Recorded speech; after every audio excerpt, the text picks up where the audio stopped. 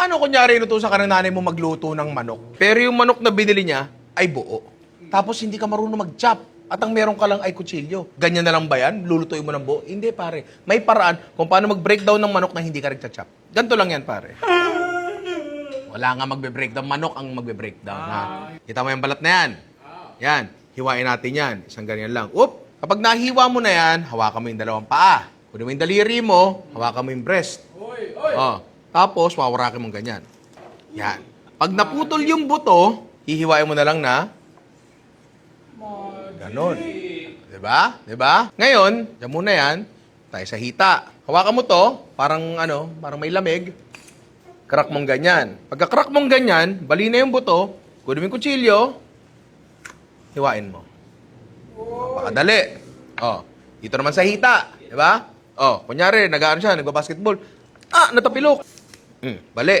Ngayon, tinan nyo to. Kung saan lumubog, kung saan nagka-cleavage, doon nyo ihiwain. Okay. Doon hiwain. O, diba? O. Kunyari, nakipag-appear. Nabali.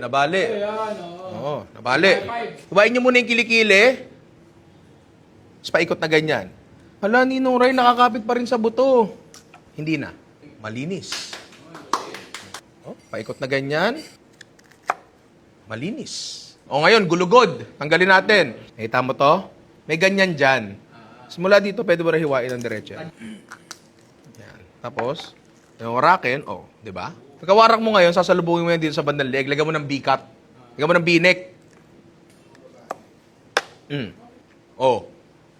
Malinis. Ngayon yung pitso, paano ba hiwa dito? Kunyari, pinapaluto ka ng adobo. Gitna muna. Yung kasing nasa pitso na yan, malambot lang yan. Hindi yan tulad nung sa hita. Yan. Ganyan. Kunyari may makasalubong kayong buto. Hello, buto.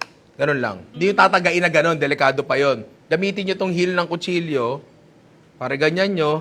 Idiin nyo sa dulo. Tapos, di ba? Ganun lang kadali para hindi mo kailangan tak. Sa palengke kasi, mga sanay na yung mga yan. Kaya mabibilis yan, di ba? Pwede nyo nang lutuin yan sa kahit anong paraan na gusto nyo.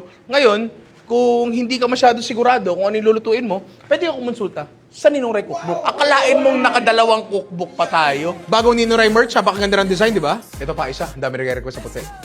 Check out nyo na. Ito yung pangalawang cookbook natin, title, hindi pa rin ito cookbook, pero cookbook mo talaga siya. Nandito po ang mga kwento ng buhay ko na nakapalibot sa pagkain. Ngayon, pag napapalibutan ka ng pagkain, minsan talaga, mabaho ka. So dapat, check out na rin kayo ng perfume treats, di ba? I love you mga inaanak.